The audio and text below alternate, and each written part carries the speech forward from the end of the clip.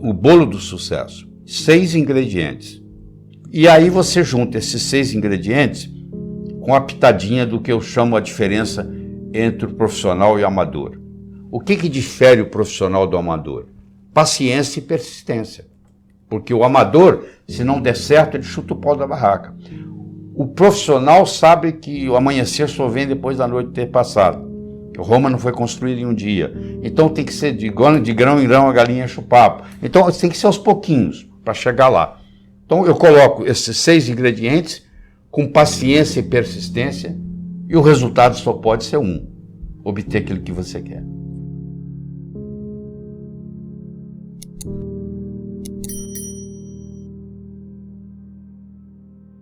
O primeiro ingrediente é você ter uma boa autoestima.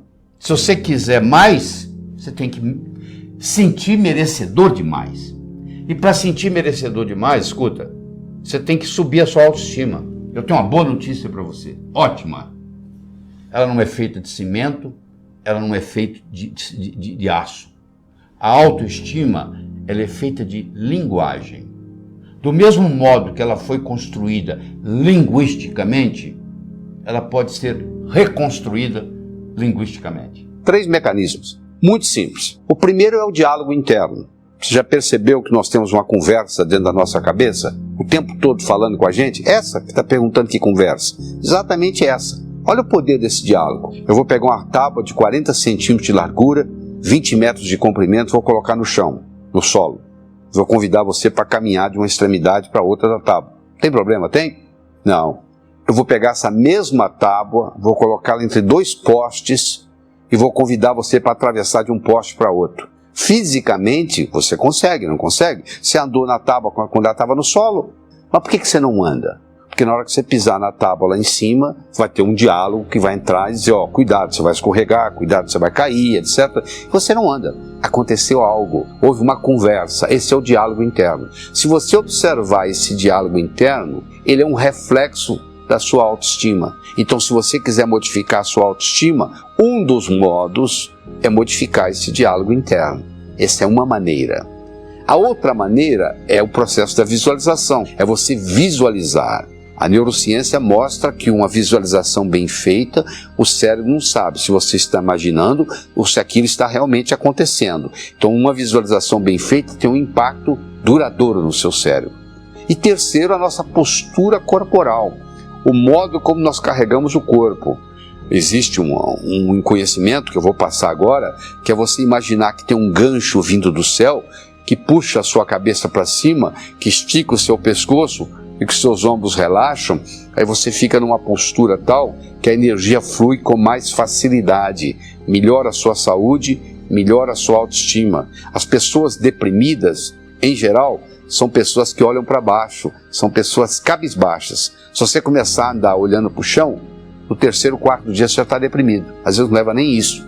Então olha aqui 3 coisas interessantes. Quando eu junto essas 3, eu posso modificar a minha autoestima. Modificando a minha autoestima, eu modifico o meu desempenho, tanto pessoal quanto profissional. O segundo ingrediente é a sua capacidade de se comunicar, que é fundamental, principalmente no mundo de hoje, onde a comunicação é talvez o mais importante de tudo, o sucesso. Eu posso me sentir muito bem e estar dentro do quarto, não posso fazer nada, porque eu estou preso no quarto. Mas como é que eu transbordo isso para o mundo? Eu transbordo isso para o mundo via comunicação. Eu posso ter 2 indivíduos que têm QI de 145, quase gênio. Um está muito bem na vida e o outro está desempregado no quarto. Você vai ver a diferença, um se comunica bem e o outro não dá nem bom dia para o vizinho. Então, no momento que você melhora a sua capacidade de se comunicar, você passa a valer mais no mercado.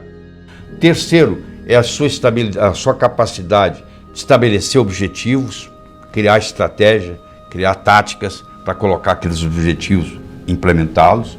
Você sabe qual que é a diferença entre um sonho e uma meta? É uma data.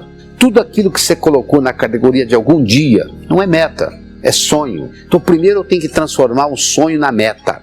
Como é que eu transformo o sonho na meta? Colocando uma data. Então você tem que datar os seus sonhos para transformá-los em metas. Bom, mas isso aí é a primeira etapa. Eu depois tenho que aprender a transformar meta em realidade, porque tem muita gente que transforma o sonho em meta e fica em meta. Agora, como é que eu transformo essa meta em realidade? Existem vários passos. Um deles, o seu objetivo, tem que ser algo que você quer e não o que você não quer. Ou seja, tem que ser positivo. Eu não quero ficar doente. Isso não é meta. Eu quero ser saudável. Isso é meta. Eu não quero ser pobre. Isso não é meta. Eu quero ser rico. Isso é meta. Meta é aquilo que é, e não aquilo que não é.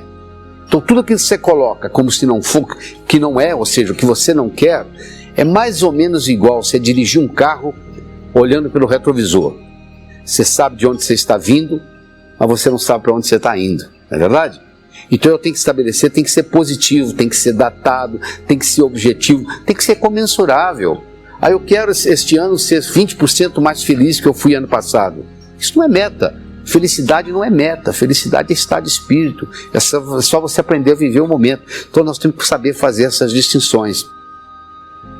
Então são 6 elementos. Dedicação ao trabalho de uma forma inteligente. O único lugar que eu conheço que sucesso vem antes do trabalho é no dicionário. Por outro lado, trabalho sozinho não traz sucesso. Onde que está o segredo? O segredo está no seguinte: para você ser bem sucedido, você tem que fazer as coisas acontecerem. Tem que gerar ação. Só que o bonito é que, para fazer acontecer, não significa necessariamente que você as faça. Existe uma coisa chamada delegação. Delegação significa o seguinte: eu vou solicitar a alguém fazer no meu lugar, alguém este que eu sei de antemão que vai fazer pior do que eu faço. E vou solicitar por 2 razões. Primeiro, porque eu, delegando, vai me dar tempo livre para fazer outras coisas mais importantes. E segundo, tão importante quanto a primeira, eu vou dar a outro indivíduo a oportunidade de crescer.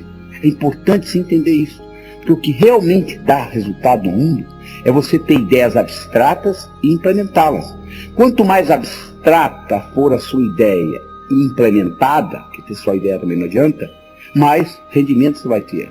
É importante também você entender, se você trabalha para alguém, que o maior erro que um indivíduo pode cometer na vida é pensar que ele trabalha para os outros. Você não trabalha para ninguém, meu amigo. Você pode até ter alguém que lhe dê um salário no fim do mês, alguém que lhe pague uma secretária, que tem um telefone, etc. Mas na realidade, você está sempre trabalhando para você. O Napoleon Hill mostrou, naqueles milionários, aqueles que começaram pobres, foram funcionários e terminaram ricos, todos eles tinham uma característica em comum. Eles trabalhavam como se a empresa fosse deles.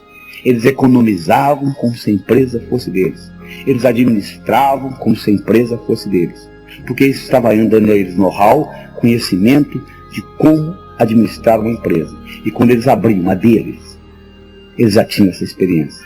A outra coisa importante que você tem que entender em termos de trabalho é o seguinte: existe uma grande diferença entre eficiência e eficácia.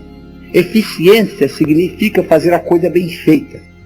Eficácia significa fazer o que precisa ser feito. Tem indivíduo que passa a vida inteira fazendo bem feito, coisa que não precisa ser feita. Ora, se não precisa ser feito, não há razão de você fazer. Eu acho que todas as vezes que você for fazer alguma coisa que envolva tempo ou dinheiro da sua parte, você tem que parar e questionar: isto é realmente importante ou não? Se a resposta é não vai perder tempo colocando isso. O que conta não é o que acontece com você, mas como você responde ao que acontece com você. Posso ter 2 indivíduos que vieram da mesma família. Um acha que a infância foi uma maravilha, o outro acha que foi um inferno. Então, o que conta não é a sua experiência, é como você reage à experiência que você tem. E essa percepção é a sua atitude. A sua atitude determina isso. Então nós temos uma atitude do indivíduo que é otimista e uma atitude do indivíduo que é pessimista. E o modo de você mudar essa atitude, que vai determinar a sua altitude na vida, depende muito do modo como você percebe o mundo. Depende muito do que nós chamamos de paradigmas. Ou seja, a percepção que você tem do mundo. O paradigma está para nós igual a água está para o peixe. O peixe que nunca saiu da água, ele não sabe que existe água. Porque só vai saber que existe água quando ele souber o que não é água. Ou seja, quando há uma mudança de paradigma, há uma multiplicação de possibilidades. Ou seja, aquilo que era impossível na sua vida, com a mudança de paradigma, passa a ser possível. Mas só que a nossa tendência é continuar com os paradigmas antigos. Então o que hoje é impossível na sua vida, é impossível baseando-se no paradigma que você vive. Então por isso que essa atitude positiva, de você estar sempre vendo os dois lados da coisa, é muito importante. Então tem uma atitude positiva e a sua ambição saudável. Hoje melhor do que ontem, amanhã melhor do que hoje. Ambição não é a mesma coisa que cobiça, são coisas diferentes. Ambição saudável é você crescer e deixar que os outros cresçam. Existe uma palavra japonesa chamada Kaizen. Toda uma filosofia montada nessa palavra, que é a melhora contínua. O Japão, em 1945, Hiroshima, Nagasaki, tudo destruído. Hoje, per capita, está entre os 5 melhores do mundo. O que trouxe o Japão, um arquipélago de mais de 3.000 ilhas, você imagina o que é gerenciar um arquipélago, a essa posição. A filosofia Kaizen, melhora contínua, só que nós nos acomodamos. A gente atinge um platô, um platô, e acha o seguinte, tá bom, a gente não continua nesse processo. Você imagina se você tiver um processo constante de melhora, todo dia melhora um pouquinho, todo dia melhora um pouquinho, todo dia melhora um pouquinho. Quando nós paramos de ser ambiciosos, nós começamos a morrer. Nós sabemos que uma pessoa começa a morrer quando os seus louros, o seu passado, as suas recordações começam a ficar mais importantes do que as suas ambições. Uma pessoa que começa a falar muito do que ela já fez, do que o que ela vai fazer, você sabe que ela é muito orgulhosa do seu currículo que já passou. O currículo é uma coisa do passado, que já aconteceu. Eu não quero saber o que você fez, eu quero saber o que você vai fazer daqui para frente. Eu recomendo que você se concentre no futuro, porque é lá que você vai passar, é lá que nós vamos passar o resto da nossa vida. Esse futuro que está começando agora, nesse momento aí. E à medida que ele começa, ele já vira passado. E agora, já ficou passado. A vida vai nesse constante, passado, vai passando. E você está vivendo esse momento, esse momentinho, esse momento sutil. Você tem que viver o hoje e planejar o amanhã. Se você planeja só o amanhã, você não está vivendo a vida. Se você vive só o hoje, você também vai ter problemas. Então a filosofia simples é viver o hoje e planejar o amanhã. Então são 6 elementos, ó.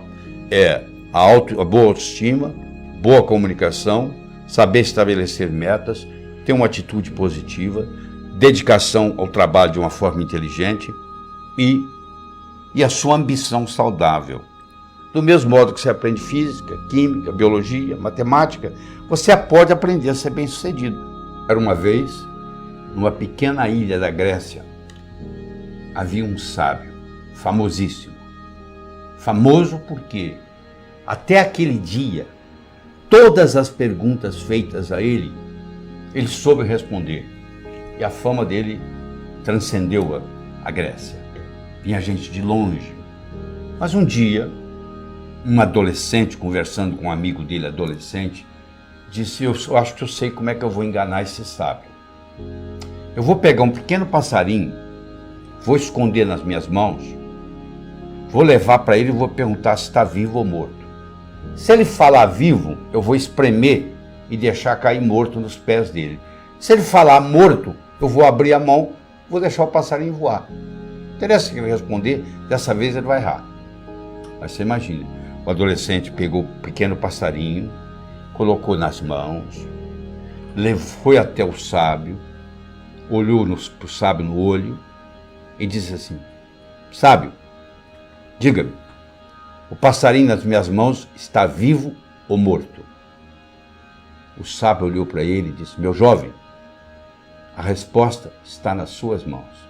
Eu quero que você saiba que o seu sucesso, tanto pessoal quanto profissional, esteve, está e sempre estará nas suas mãos.